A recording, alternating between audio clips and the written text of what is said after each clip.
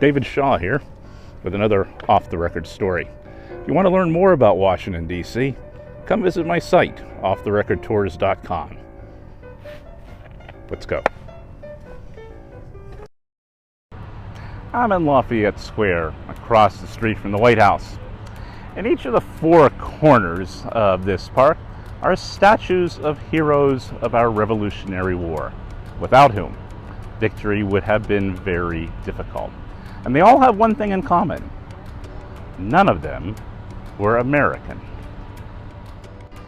Marie-Joseph Paul Ives Roche Gilbert de Moray, Marquis de Lafayette, was surprisingly born into the French nobility. Inspired by the ideals of the American Revolution, Lafayette travels here when he's 20 years old. He meets Washington, the two would become fast friends, and joins the Continental Army. He fights at Brandywine and endures Valley Forge. Then he returns to France to rally support for the American cause. He secures 6,000 troops under General Rashem Beau and returns to America and takes part in the Battle of Yorktown that finishes off the British. He returns home and is later a leader in the French Revolution, and is remembered today as a hero of both countries. He's also a star of the hit musical Hamilton.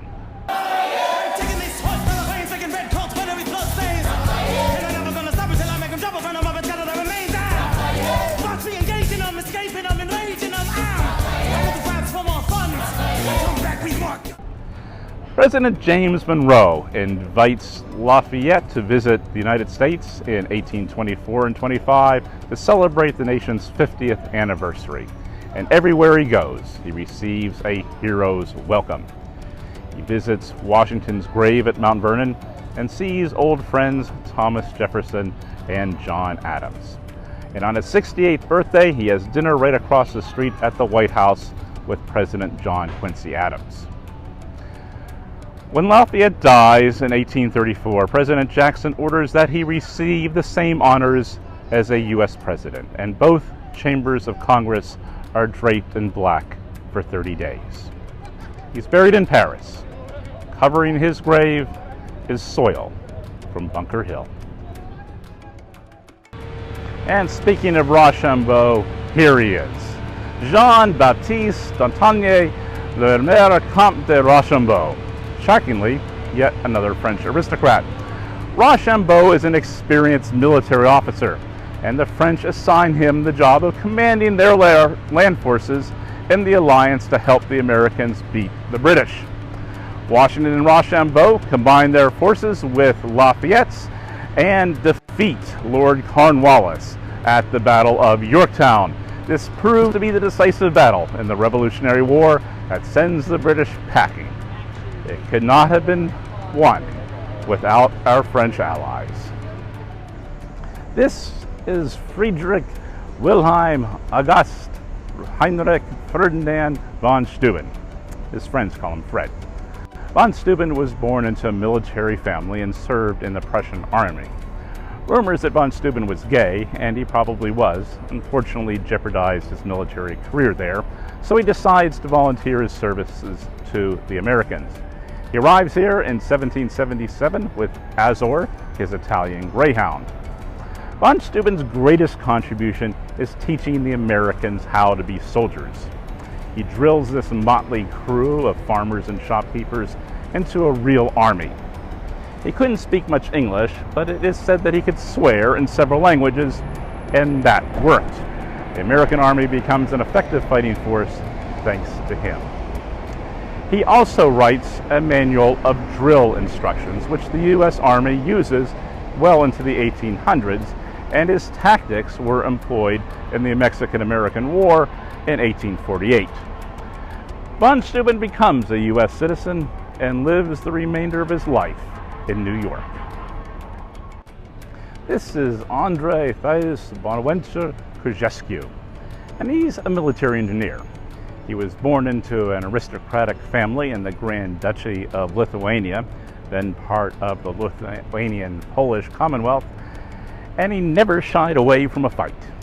He defends Lithuania, Poland against Russians and the Prussians on numerous occasions.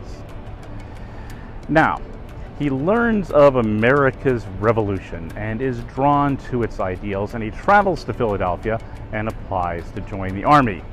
He builds the fortifications at Saratoga and West Point, the ones that Benedict Arnold tried to hand over to the British, and distinguished himself in battles in New York, South Carolina, North Carolina, and Virginia. Throughout the Revolution, he carries an old Spanish sword inscribed with the words, "Do not draw me without reason. Do not sheathe me without honor." When he's done in America, he heads back again to defend his homeland. These four come here from far away for very different reasons. One is ordered, one's looking for a new start, and two are looking for adventure, but they are all committed to a cause. None are from here, and all but one will go home when the war is won. But just as today, we know our American life would not be as rich as it is without the contribution from those overseas. Furthermore, without them, we would not be singing our national anthem before baseball games. We would be singing "God Save the Queen" before a cricket match.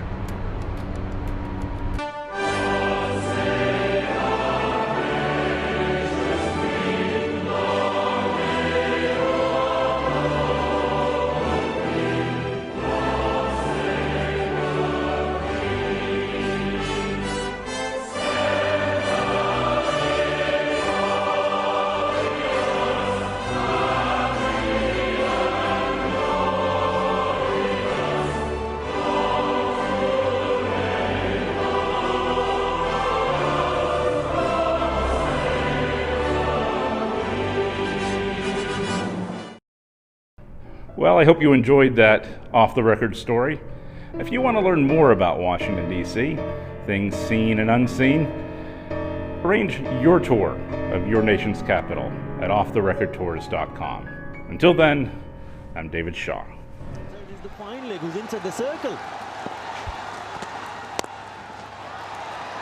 Directed. Number says, no, don't take the second.